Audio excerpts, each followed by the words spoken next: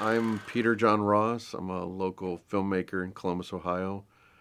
I write for Movie Maker Magazine, Video Maker Magazine, and Student Filmmaker Magazine. And I've gotten 4 regional Emmy nominations, but my mother's pretty quick to remind me that a nomination is not a win. The toughest thing about film is it generally is a team sport. You can make a film entirely by yourself, but then you're cutting off options of other people's great contributions. I mean, it's very few films are really one person. There's all these other people that assist and help make a movie. And so to me, the biggest hurdle has been consistently having a good team. To me, even when it's a smaller project, no matter how small it is, I feel like you should be prepping for one day you're going to work on a bigger project. I mean, that is most people's goal, is to always get bigger and bigger and bigger. And I mean, I remember in 2009, I did a short film where there was a crew of 3 people, and then I did one with a crew of 37 people. But no matter how big the shoot is, I feel like the paperwork is essential, because if you intend to do anything outside of YouTube or Facebook with your film project, paperwork is essential. You got to get the actors to sign release forms allowing you to use their likeness and sound in a film. You can't sell the project to anybody without all of this paperwork already signed.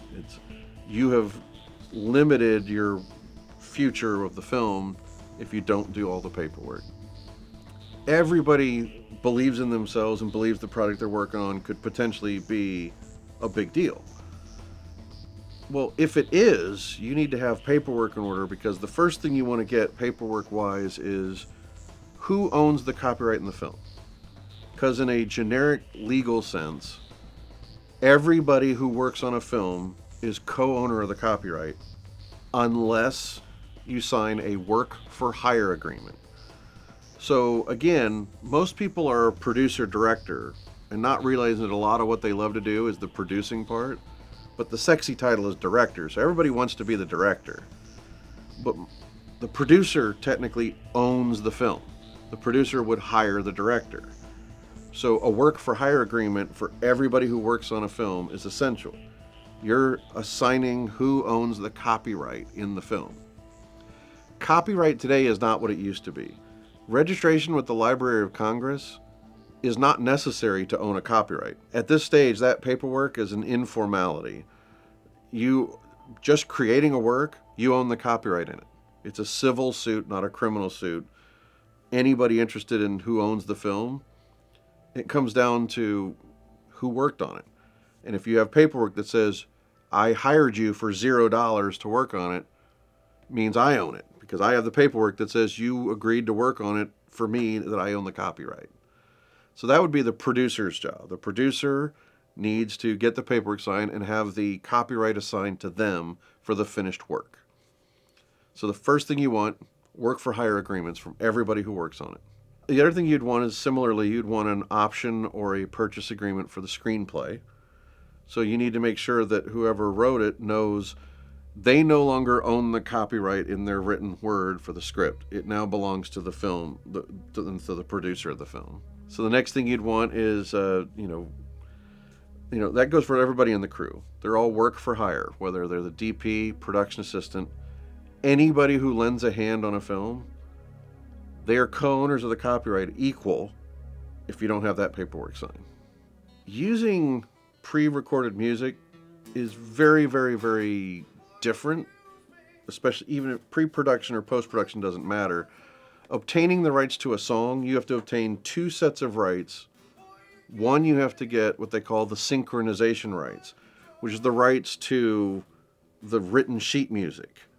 Whoever wrote the song owns the copyright in the song. The second set of rights you need for music is the rights to that recording of it, that particular performance. So infamously, the one group that's the most stingy about it is the Beatles. They rarely allow anybody the rights to use their recording, their performance of a Beatles song. They only meet twice a year as a corporation and determine who does and who doesn't get the rights to use that recording, and they're almost always going to say no. So very rarely has a Beatles song been used in the last 31 years. because they do not allow that right for it synchronized to film to be used very often. A couple exceptions, they did it on Mad Men, and they did it for a movie called Dinner with Idiots, or something along the line with Steve Carell. I think it was Dinner with Idiots. They paid for Fool on the Hill, and they paid like $7 million to use a piece of the song twice in the film. Ridiculously high amount of money. And they still had to pay for the synchronization rights to the sheet music too. Which is why a lot of people mistakenly think, oh, it's a classical song, I can just use it because that's over 100 years old, there's no copyright. There's no copyright on the synchronization rights. You still have to pay for and obtain the written permission to use that recording of the classical music. So most people make that rookie mistake all the time, which is thinking it's classical music, therefore it's free. It's like, you still have to obtain the rights to that recording of it. That's separate. So to answer the question a little more fully, it's like, if you want to obtain those rights, you have to go through ASCAP/BMI, the publishing clearinghouses that handle royalties of sheet music. Then you have to go to like the record label or the band themselves or their management to find out, can I get a copy of that recording to use in the film? They typically overvalue that, so it's going to be cost prohibitive for a low or no budget movie to get that, which is why you generally want to find an unsigned band, somebody that's not being played on the radio often, and you want to get an original score or get a song by a band that's not famous, that's willing to sign over the synchronization and the performance rights. Pretty much, there are hundreds and hundreds of sites. The biggest thing I would say is the biggest single resource for royalty-free music is YouTube. You have people all over the planet putting out songs for free using Creative Commons license, meaning if you just give them credit, you don't have to contact them ahead of time. They put the song out and said, hey, we're begging you to use my music in your movie. And YouTube is probably the single biggest clearinghouse for all that music, more so than any other site. In terms of finding a location, contacting people, contacting the owners of the location, getting a signed location agreement is huge, because property in Ohio is a very different thing, meaning if you're on a public sidewalk, you can pretty much film anything in the state of Ohio.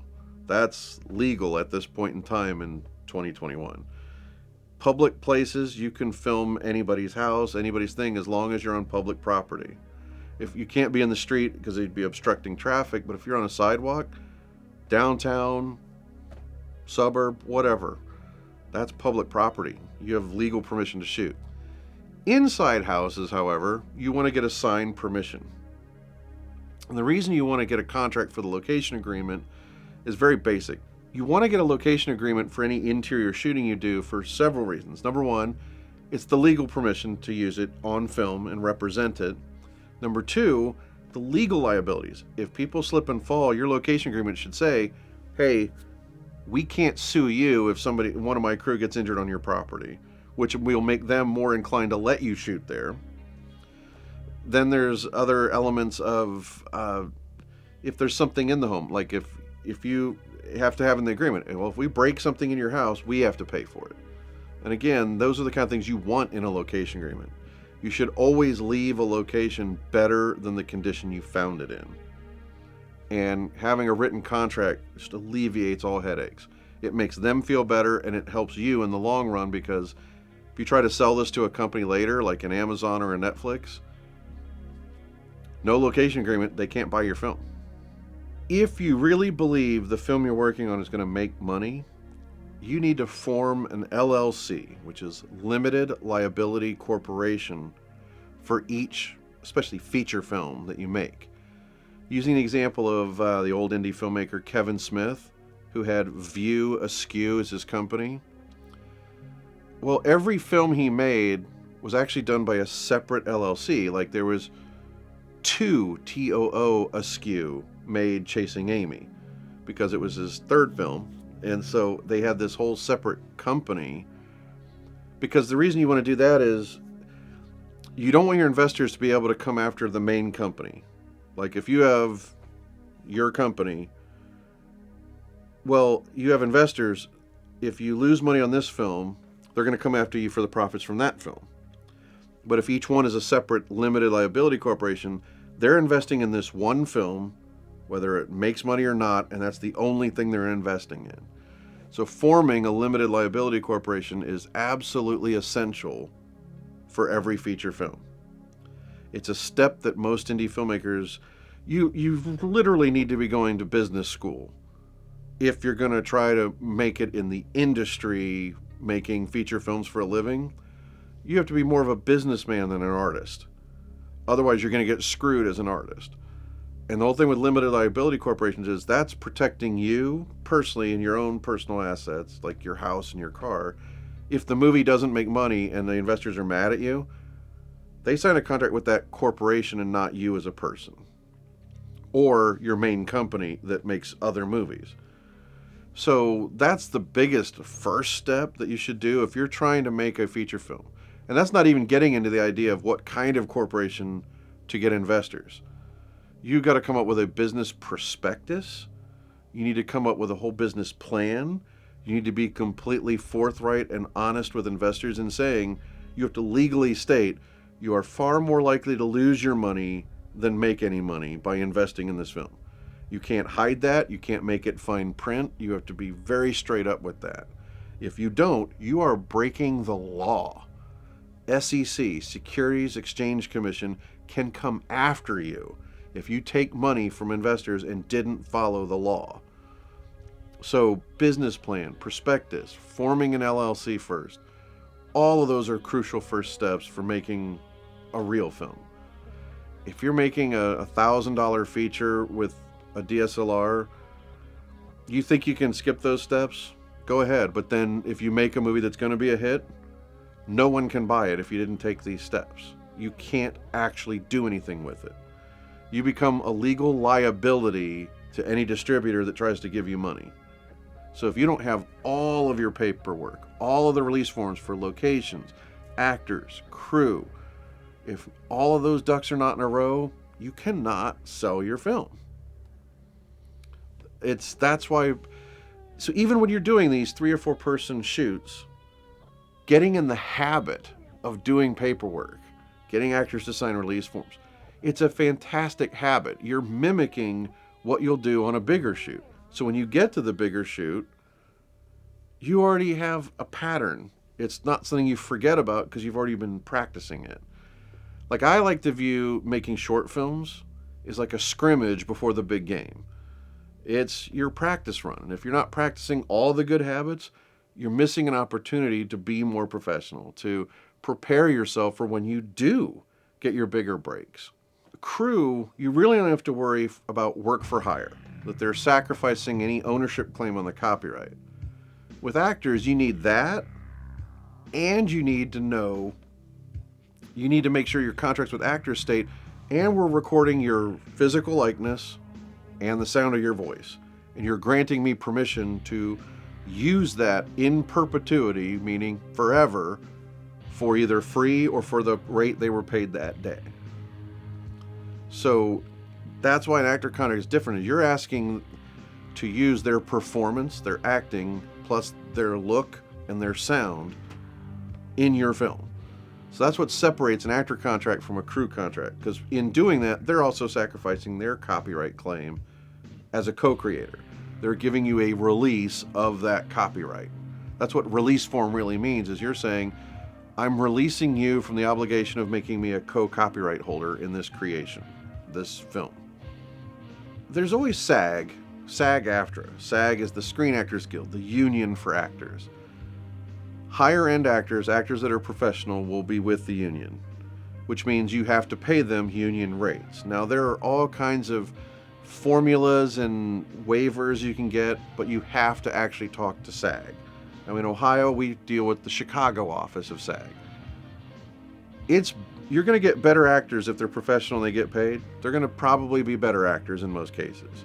But that doesn't mean actors that aren't in SAG aren't great and aren't really good, especially in Ohio. It's incredibly hard for a SAG actor to survive in Columbus, Ohio, solely on their wages as an actor. There just isn't that much paid SAG work in the state of Ohio. So when you're dealing with that on a contract level is if they are a SAG actor, you absolutely must work with SAG or you're screwing the actor over. They could get kicked out of the union. They could lose their health benefits. They can lose future pay. They could lose future work over crossing that line and not following the rules because you were too lazy to work with SAG. So I think it's absolutely essential that if you're working with a SAG actor, you do everything by the book. And when you do that, you have to do a lot of paperwork. SAG requires intense amount of detail about what time did they start, what time did you break for lunch, what time did you go till, did you go over that day, like how many hours a day did you work. You're limited on that, and you have a SAG minimum of how much they can get paid either per day or per week. Now they do make exemptions. There used to be a SAG experimental contract that a lot of indie filmmakers would use. That doesn't really exist today in its original form. It's now called SAG Indie because of the prevalence of DSLR shooting and extreme no-budget shooting. SAG actors can do a lot more than they used to with no-budget films, but you still have to do all the paperwork because the biggest thing about it is if your film becomes a hit and you're about to sell it to Netflix, you will suddenly owe them the full SAG rates. You can't cut the deal with the distributor without paying the actors, the union actors, their full union rates. And that includes residuals. So that's more paperwork that lasts in eternity. So it's really important to do. But it makes the appeal of using non-union actors much higher. Where you have a simple release form, which is I'm either paying you $50 a day or I'm paying you nothing, and you're never getting paid, no matter what the film does. And that ends up working out because 99.99% of the films never make a nickel anyway. But you still need the release form so that you're all above board. If you do things all willy-nilly and do it like an amateur, it will always be an amateur film. No matter how good it looks, you can't sell it like a professional.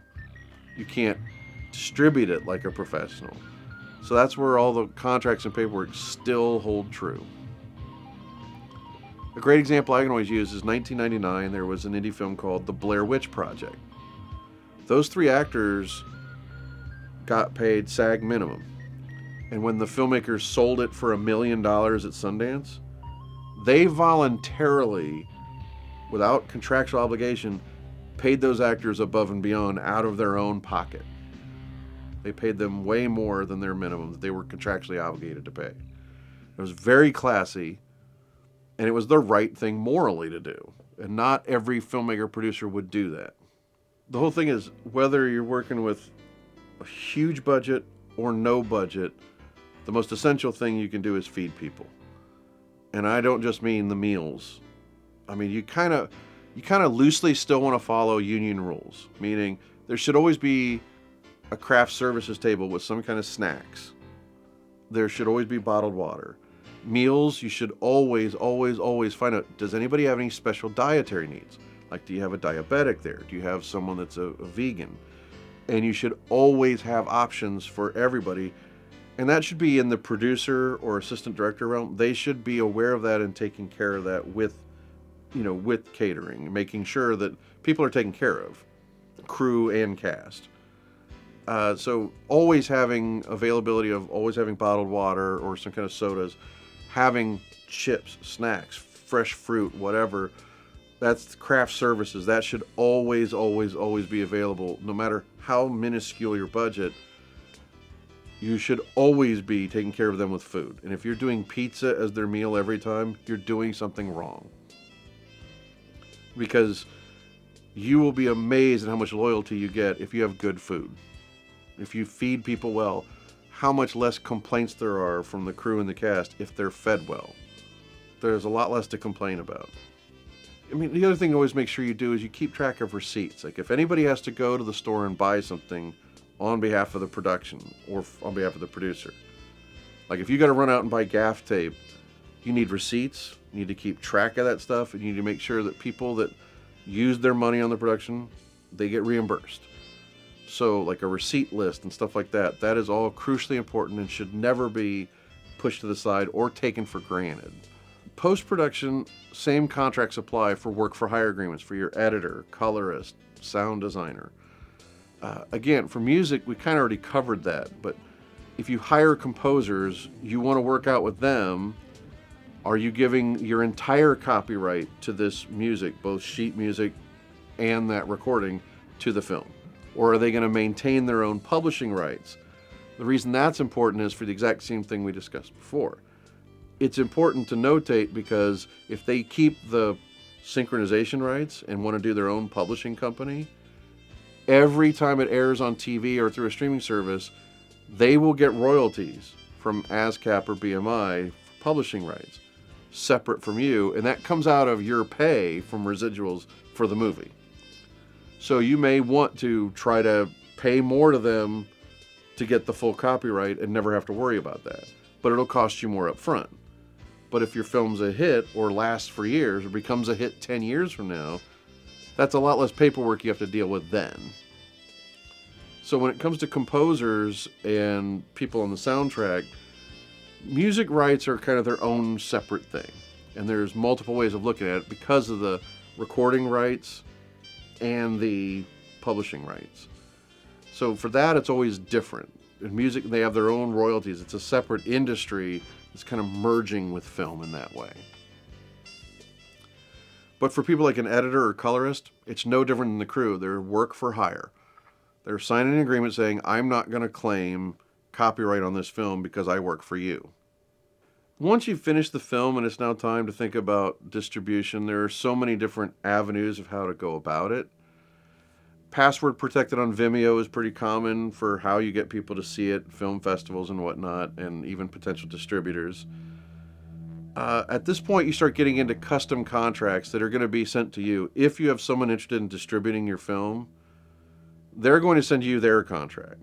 And what's crucially important is that you read every word yourself, and you're most likely going to want to hire an attorney for that $250 to $500. You want to pay them to read the contract and translate it, to look for little things you may not realize are there.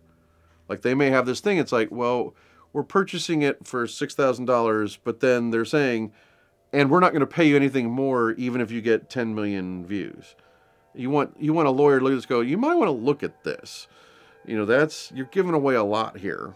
So having a legal expert read to find the fine print and little loopholes, it's really important to do. And it's better to have a qualified attorney than to think you can translate it, because contracts can be interpreted. Better to have a lawyer who knows how to read it for you. There's like I said, there's a contract for everything. You don't want to go overboard, but your minimum contracts are work for hire agreements, actor release forms, and everything to do with music rights. Those are the absolute essentials that even a 2-minute short film shot by 3 people, you should have all of those contracts signed. Always, always, always. Whether you're putting it on YouTube or you're trying to get it picked up by HBO Max, you should always have at least those contracts in order. The only thing that really matters is telling a good story. The most important part about film is storytelling. The greatest thing you can do in making a film is sit in a dark room with a bunch of strangers as the story unfolds. That's the greatest achievement you can get. Money doesn't matter. Getting press mentions doesn't matter. Winning awards at festivals don't matter as much as, did you effectively tell that story? Now, you get more opportunities to do that if you have all your paperwork in order. But my website is sunnyboo.com. I have a ton of free contracts and paperwork, things that I've developed over the last 22 years of making films. I believe very much in giving that stuff away for free and helping people the way I've gotten help over the years. There's been countless people that have helped me along the way. This is my way of helping everybody, helping strangers, helping people I don't know all across the planet with free stuff that I can give them. It's the least I can do after the way I've been able to benefit from everything that was given to me, every opportunity I've ever had. That's the entirety of what sunnyboo.com has been about. Is I call it the filmmaker's friend, because there's free footage, free fonts, free paperwork, you name it, free music. You're talking about music. I have 50 free songs that I recorded in high school. very kitschy at this point, but all of that is out there for people if they want it.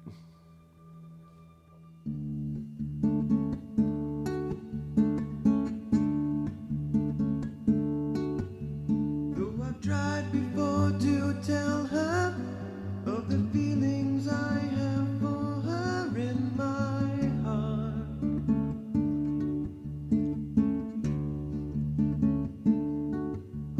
every time that I come near her, I just lose my nerve as I've done from the start.